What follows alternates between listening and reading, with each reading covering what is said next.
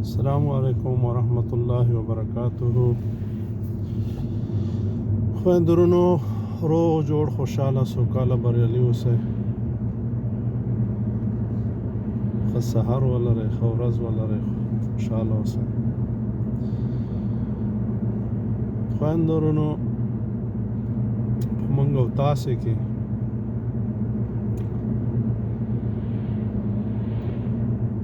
په ټوله نړۍ کې مسلمانان ښه دي. یو څه توپیر لري. بیا زموږ ځینې ګاونډیان د نورو ژبو هغه هم موږ پورې ډېر ښه دي، خو موږ دا زموږ په ژبه چې خبرې کوي په دې کې ډېره لویه ستونزه دا ده چې څنګه موږ او تاسې د علماء کرامو نه اورو. یو حقوق الله دي، یو حقوق العباد دي. یو د خدای حقونه، یعنی د خدای امر چې کلمه ده ویله، منځ، روژه، زکات، حج او نوافل، یعنی کوم چې موږ د خدای سره مربوط دي. او بیا ځینې فکر ورباندې کوم چې موږ مطلب پرست یو، ځکه چې د خدای نه یو څه مطلب لرو، تمه لرو که نه چې جنت او فردوس به راکوي. نو زما د خبرې مطلب دا و چې په دې کې موږ ډېر غښتلي یو، ډېر ښاغلي یو. زموږ او ستاسې د علماء کرام، مولایان، تبلیغیان، طالبان، بزرګان، میرمنې او نارینه واړه په همدې کې دي. هله هله هله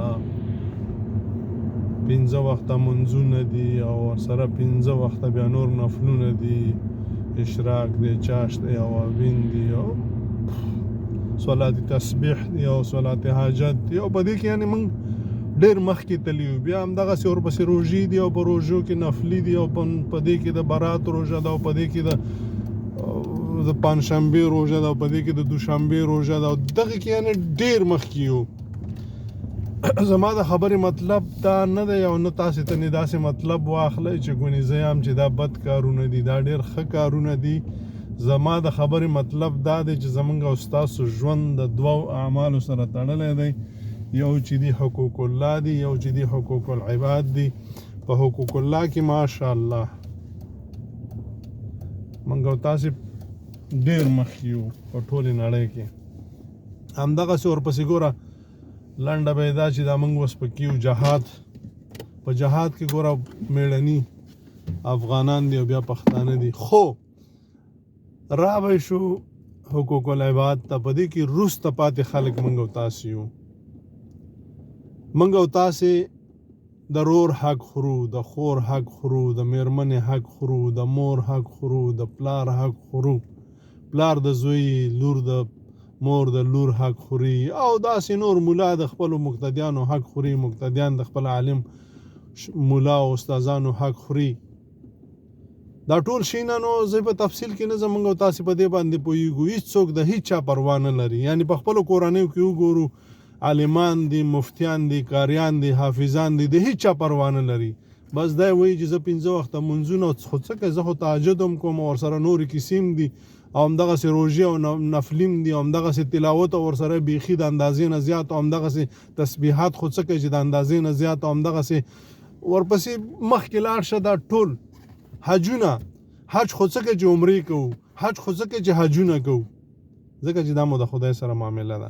خو که د انسان سره معامله شي، سر په بډه وو، حقې خورو، وینې څکو.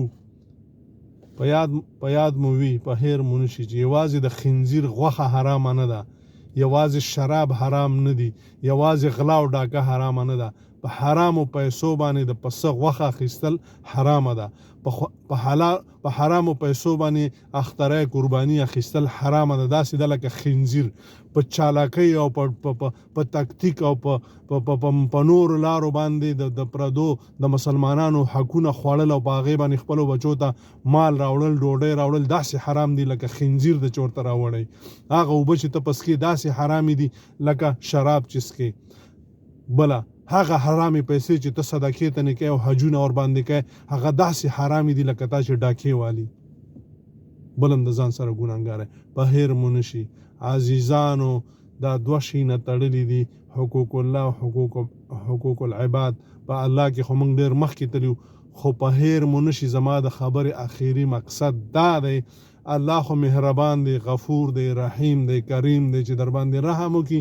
امکان لري چې ډېرې بدیانې درته په د ذکرونو او د منځونو په مقابل کې او په نفلونو کې وبخي، خو په هیر مو نشي د خپلو مولیانو نه پوښتنه وکړئ چې د مسلمان حق، د انسان حق تر څو پورې چې ورنشي حق په لاس کې ورنکړي چې ها دا شی مستا خوړلی دی او ما وبخه ګیر او خپې ونه نیسي، تر هغې پورې د خدای حق درته نه بخي. ښه نو ته ماته دا وایه چې خدای خو به خپل حقونه وبخي، خو د انسان حق به درته ونه بخي. نو د انسان نه چې ته وایې چې بس زه به په نفلونو معاف شم او زه به په ذکرونو معاف شم، تر موږ خو دومره ننګیالي یو که نه، بې غیرته غیرت د یوې ورځې غیرتي او د ټول عمر بې غیرته بې ننګه چې موږ خو چاته تلی نه شو، حق خو په لاس کې نه شو ورکړی چې ها دا حق ته واخله او ما وبخه. دا موږ ځان ته ننګ ګڼو. نو ته ماته وایه چې کله څوک چې خدای پاک د چا حق نه بخي نو ستا به څه کېږي؟ الله مو خاد و آباد لره. په دې باندې فکر وکړئ که د چا ذره در باندې وي باید ورشي، بخښنه ترې وغواړې او ورې کې، او زما په نظر خو 2 چنده او 3 چنده او 4 چنده باید ورکې او ورته وایي چې ما وبخه، ما ستا حق خوړلی. دا نه چې ما ستا حق خوړلی ما وبخه، هلته ته تنې لکونه روپۍ خوړلي دي، هلته ته د خدای نه معافي غواړې. ورشه د هماغه بنده نه وغواړه او حق یې ورکړه. د هغې نه وروسته چې څومره مې ځورولی وي ما معاف کړی او که نه، تر څو چې د معاف نه کړي خدای در نه معاف کړي. دا تاسو، دا ستاسو مفتیان، دا ستاسو قاریان، دا ستاسو تبلیغان، دا ستاسو کورني بزرګان. السلام علیکم ورحمت الله وبرکاته.